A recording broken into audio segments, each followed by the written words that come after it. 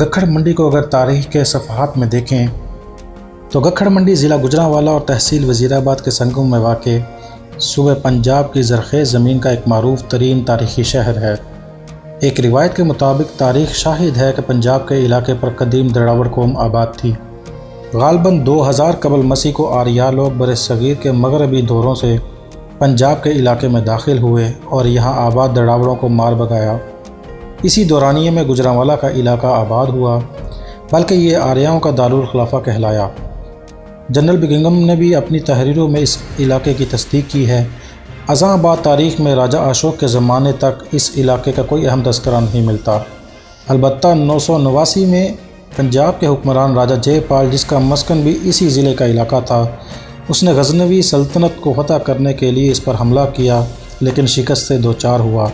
نتیجتاً دریائے سندھ اٹک تک کا علاقہ غزنوی سلطنت میں شامل ہو گیا، تو راجہ جے پال نے لاہور کا رخ کیا اور بھرت کو شکست دے کر لاہور پر قبضہ کر لیا۔ 1021 عیسوی میں محمود غزنوی نے پنجاب کو فتح کر کے اسے اپنے قلمروں میں شامل کر لیا۔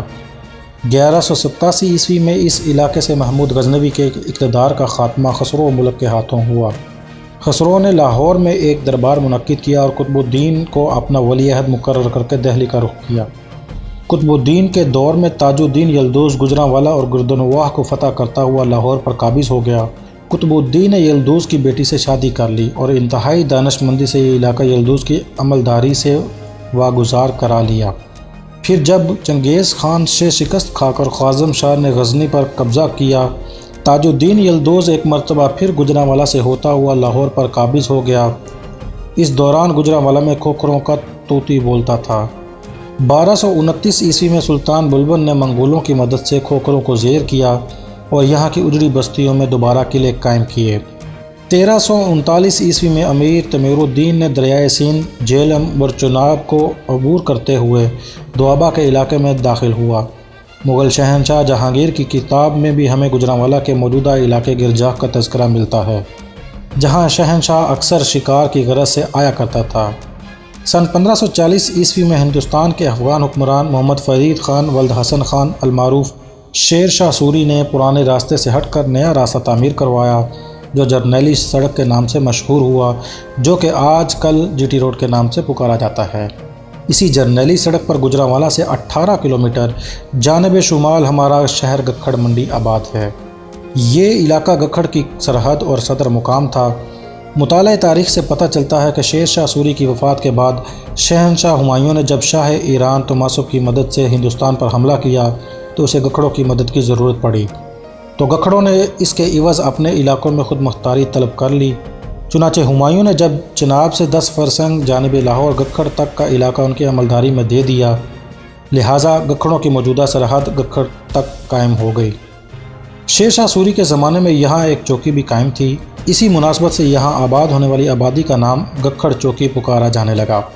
چوکی کی یہ عمارت عرصہ دراز تک موجودہ گریڈ اسٹیشن اور ٹیلی فون ایکسچینج کے شمالی کونے میں آباد رہی، مگر اب اس کے نشانات تک ناپید ہو چکے ہیں۔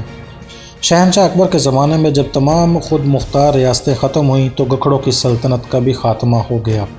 ایک روایت کے مطابق جب سہاوا کے مقام پر گکھڑوں کے ہاتھوں شہاب الدین غوری قتل ہوا تو شہاب الدین کی افواج نے گکھڑوں کا جینا دوبر کر دیا، تو یہ لوگ موجودہ گکھڑ کے مقام پر آ کر آباد ہوئے اور اسی مناسبت سے اس علاقے کا نام گکھڑ مشہور ہوا۔ تاریخ مخزن پنجاب 1877 عیسوی کے مطابق جرنیلی سڑک پر آباد ہونے کی وجہ سے یہ قصبہ کئی بار آباد اور ویران ہوتا رہا۔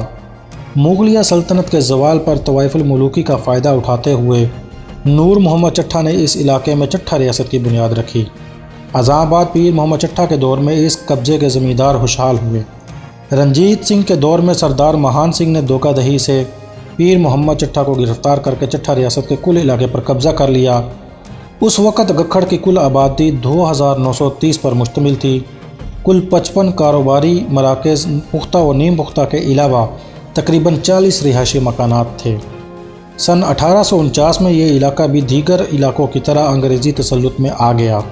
انگریزوں کے دور میں اس قصبے میں نارمل اسکول، ریلوے اسٹیشن اور دیگر تعمیرات ہوئیں۔